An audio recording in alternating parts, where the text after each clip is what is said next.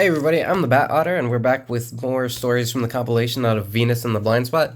This one I think is going to be the third story in the lineup. Bat Otter stickers, they are available on my Instagram. Go check that out. I'd highly recommend it. They're really good stickers.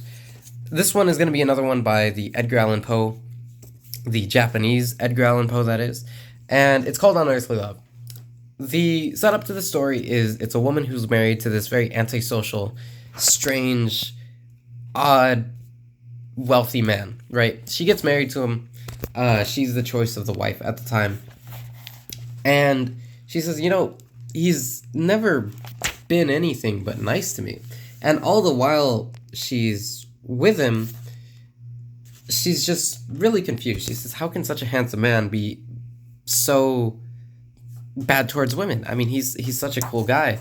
I know him personally, and he's nothing but nice to me. And you'll notice that he often repeats the same things. All he tells her is that he loves her. Oh, I cherish you so much. All the while he has this very strange, dead look in his eyes. He's like, oh, I was just thinking about you and how I cherish you.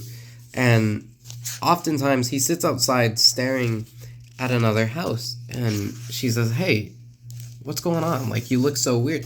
Because he looks so weird. And she says, are you even listening? And he says, oh, hey, yeah, I love you. And that's all he says. It's a very unsettling thing. And the guy's just an absolute freak. What else is there to say about it? Until one night, the guy just passes out, saying that he loves her with that strange look in his eyes. And she's worried about him. So we notice that he goes into this place every single night. And she doesn't know why. Because he locks it up. It's very dark. And she's never really been in there. In this other house. So one day she decides to go in and she listens. And he's like, why would he lock it? She hears whispering and he says, we keep meeting like this. I feel bad for your wife. And it seems as though he's having an affair. So we get nights and nights of her overhearing the conversations, only to find that there's nobody there. It's a very nice, detailed room. Junji Ito never sleeps on the details whenever he wants to establish a setting or an environment or an atmosphere, really. And as you can see, it's very full. There's tons of things in it. But every time she goes up there, although she hears the whispers and she hears everything, she doesn't know where she is. And so she starts to speculate because he looks so bad. And the guy is so antisocial, he hardly speaks anything to her. And the only thing that she notices is that there's a lock in the house that always opens and unlatches and closes every time he goes up there. So she goes to investigate, ultimately to find what I believe is a porcelain doll that she's absolutely disgusted by. Until the husband comes up, of course, saying, I love you, I love you, I love you. You're the only one. And he's looking at the doll, and he starts feeling up with the doll. He says, with Kyoko, I'm simply a wreck, but with you. And, of course, she's in the attic at the time, and she sees this, and I always mention, with Ito, his page turns, and how they can really add to the story. There's a page turn right here, and when I turned it, I vividly remember laughing out loud, because this is what we're greeted with. So I know it's supposed to be a very shocked, disgusted reaction, and she says, you beast, you disgusting animal. But guys, look at it. It's funny. It's almost like she looks, I don't even know what can I say about this other than it's a really funny sight, because she's been, again, Ito doesn't add a lot of facial features to his characters. So when you're greeted by this, this hyper detailed picture with downlighting coming up, causing a lot of shadows over the eyes, and all this cross hatching and the pupils that aren't even filled in properly, and the sweat and this very disgusted reaction, it's really funny. and so I really, that took me out of the story. I wasn't really into it. I don't I don't get it. So he's having sex with a doll, and the doll is alive. Maybe there's some subtext that I'm missing out here. Of course, he goes back. He opens up to discover that the doll's been absolutely mutilated, destroyed. So I do believe it's a porcelain doll. And she realizes that he's been in the attic for way too long. Goes to check on him, and we get an actual page turn of the guy who killed himself with the doll. And that's the, as I would call it, the punchline of the story. You know? And it ends with, in my husband's arm the doll, more an eerie smile in the throes of death, a fiendish love, an unearthly love.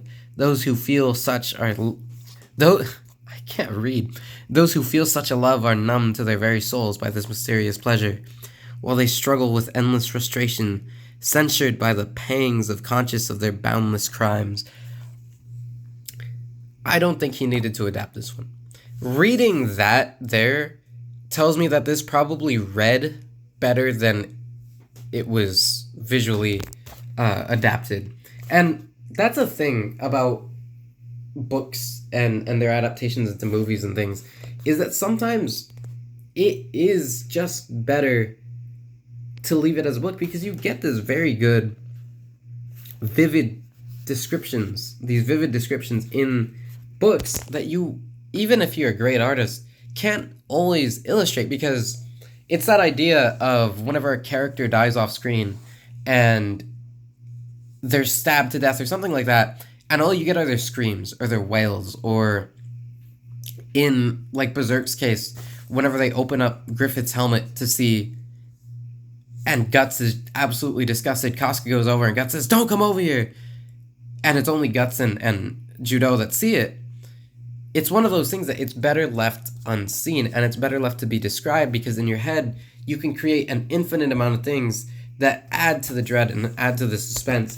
So while I honestly think the story is funny, I think that a lot of subtext is left out that I'd imagine in the original story was very present if you were actually reading it. So that's how I feel about the story.